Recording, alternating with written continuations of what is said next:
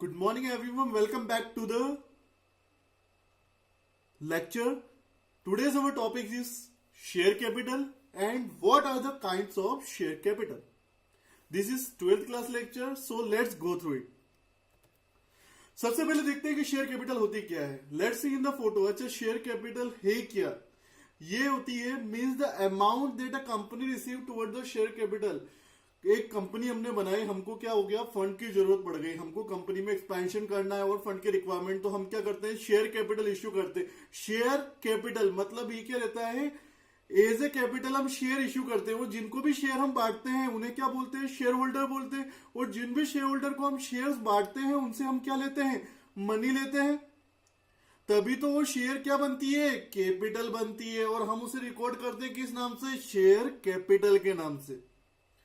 तो क्या होती है शेयर कैपिटल, समझ में आया. जो पैसा कंपनी शेयर कैपिटल के नाम पे लेती है, मतलब शेयर्स अपने कंपनी के नाम के शेयर होल्डर्स को, मतलब आम पब्लिक को बेच के जो पैसा शेयर के रूप में रखती है उसे क्या बोलती है, शेयर कैपिटल. अच्छा, जो लोग शेयर खरीदते हैं उन्हें क्या बोलते हैं, नीचे देखो, शेयर होल्डर्स. क्या बोलते हैं, शेयर होल्डर्स. और या फिर मेंबर्स ऑफ द कंपनी, या तो उन्हें क्या बोला जाता है, शेयर होल्डर्स बोला जाता है, या फिर मेंबर्स ऑफ द कंपनी. अच्छा, इसके बाद देखते हैं एग्जांपल. चलिए शेयर कैसे निकालते हैं. अच्छा, कंपनी को रेज करने, मान लो कंपनी को 1 लाख रुपए की जरूरत है. कंपनी ने क्या किया, शेयर इश्यू कर देते हैं. अच्छा, शेयर इश्यू कर देते हैं तो देखो सेकंड लाइन पे, यहां पे अगर शेयर इश्यू करते हैं तो शेयर की फेस वैल्यू कितनी रखी है इन्होंने, 100 पर शेयर रखी है.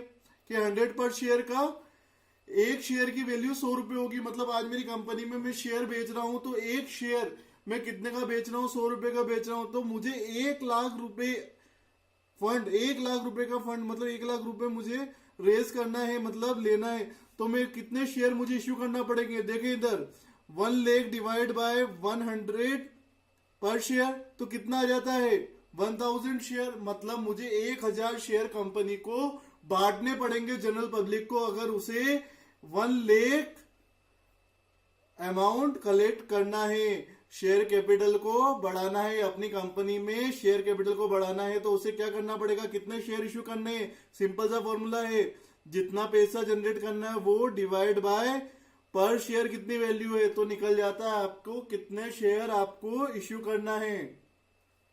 सभी को समझ में आया. So let's move ahead. चलिए इसके बाद देखते हैं कि शेयर्स में भी ऐसा नहीं है कि एक ही तरह के शेयर कंपनी इश्यू कर देती है, नहीं. सेक्शन 43 ऑफ कंपनी एक्ट 2013 है ना, हमने पढ़ा है 2013, उसका सेक्शन 43 बोलता है the shares which are issued by company.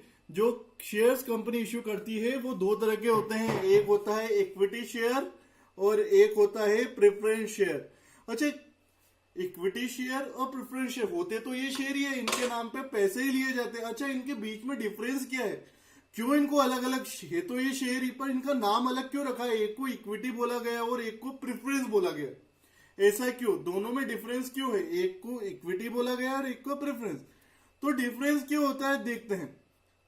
अच्छा, जो प्रेफरेंस शेयर रहते हैं ना, चलिए इधर देखो, प्रेफरेंस शेयर, अगर मेरी खुद की कंपनी है और मैंने अगर प्रेफरेंस शेयर इश्यू किए हैं और किसी ने प्रेफरेंस शेयर खरीदे हैं तो उसे 2 राइट मिलते हैं. कौन से 2 राइट मिलते हैं, इधर देखो, 2 प्रेफरेंशियल राइट उसे मिलते हैं. 2 प्रेफरेंशियल राइट, पहला राइट टू रिसीव डिविडेंड. सभी को मालूम है डिविडेंड क्या होता है, जैसे बैंक में पैसा जमा करते हैं तो ऐसे इनकम इंटरेस्ट बैंक देती है, वैसे ही अगर किसी कंपनी में आप पैसा लगाते हो तो इन रिटर्न आपको कंपनी क्या देती है, डिविडेंड देती है.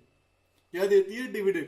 तो अगर कभी आप प्रेफरेंस शेयर खरीदते हो ना तो आपको राइट मिलता है, आपको अधिकार मिलता है कि आपको डिविडेंड मिलेगा ही मिलेगा. सेकंड चीज, सेकंड पॉइंट पे आएंगे. सेकंड, अगर कभी क्या हो जाता है, right to receive repayment of capital on the winding of the company. कभी क्या होता है, ऐसी सिचुएशन आ जाती है कि कंपनी दिवालिया घोषित होने वाली है या फिर कंपनी बंद होने की कगार पे आ गई. तो ऐसे केस में इक्विटी शेयर जो रहे ना, उनसे पहले प्रेफरेंस शेयर वालों को पैसा दिया जाएगा. जो प्रेफरेंस शेयर होल्डर, जिन लोगों ने प्रेफरेंस शेयर खरीदे उनको पहले पैसा दिया जाएगा. फिर अगर पैसा कंपनी के पास में बचता है तो इक्विटी शेयर वालों को दिया जाएगा, वरना उनको नहीं मिलेगा. सो ये दो राइट्स होते हैं प्रिफरेंस, इसीलिए इस शेयर का नाम रखा गया है प्रिफरेंस शेयर, मतलब प्रिफरेंस देना। क्या देना? प्रिफरेंस देना, मतलब प्रिफरेंस दिया हमने।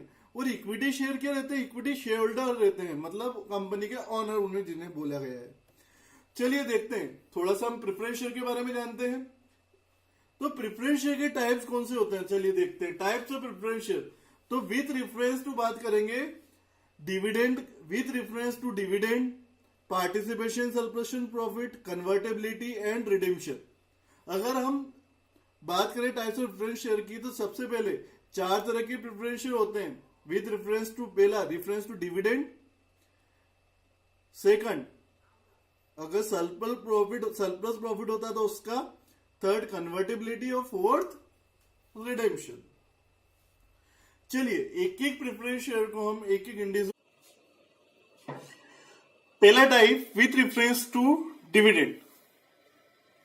अगर बात करें विथ रेफरेंस टू डिविडेंड में, तो प्रेफरेंस शेयर 2 तरह के होते हैं। एक होता है क्यूमुलेटिव प्रेफरेंस शेयर और एक होता है non cumulative preference share.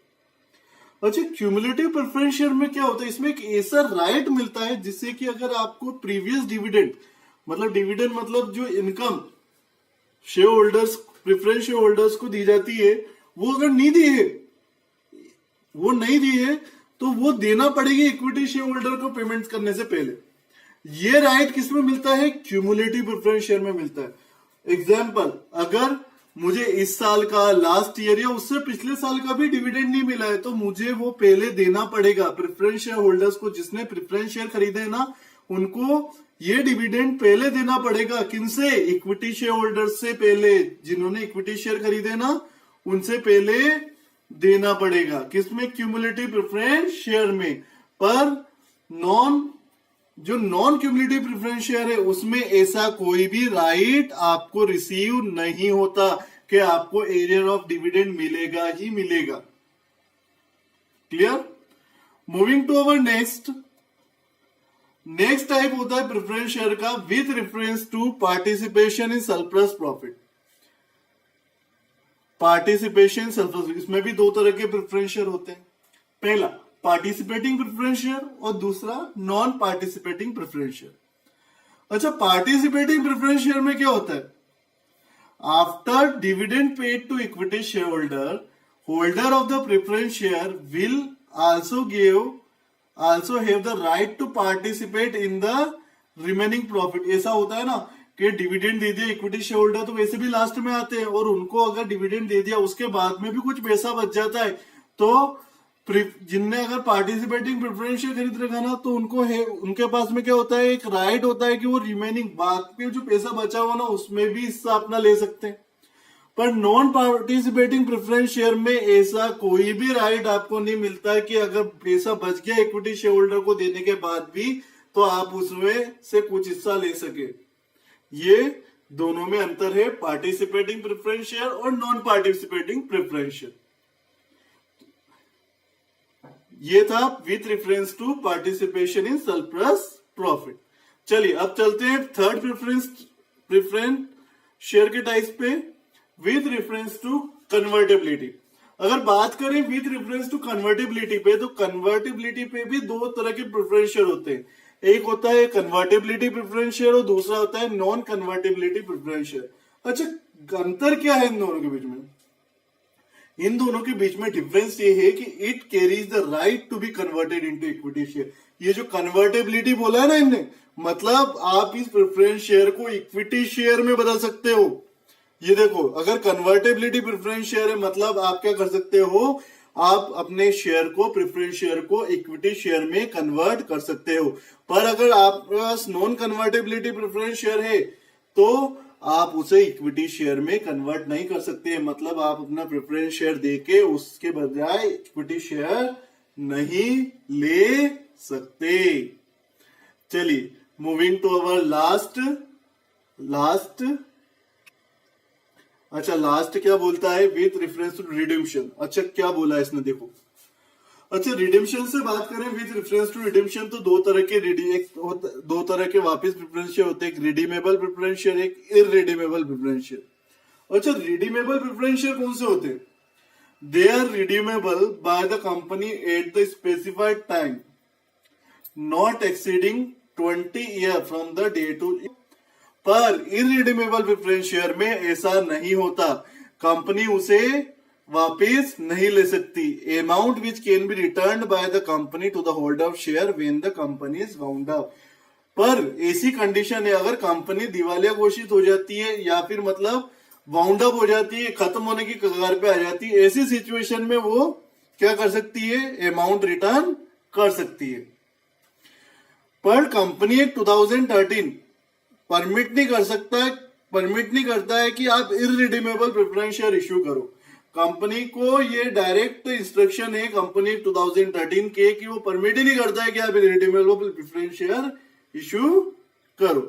So this was all about the preference shares. हमने अभी क्या पढ़ा, हमने शेयर्स क्या होते हैं हमने ये देखा, काइंड्स ऑफ शेयर्स हमने देखे, उसके बाद हमने टाइप्स ऑफ प्रेफरेंस शेयर, चारों तरह के प्रेफरेंस शेयर हमने कवर किए. Now our next part will be totally on our equity share. So thank you. Keep watching the online lecture.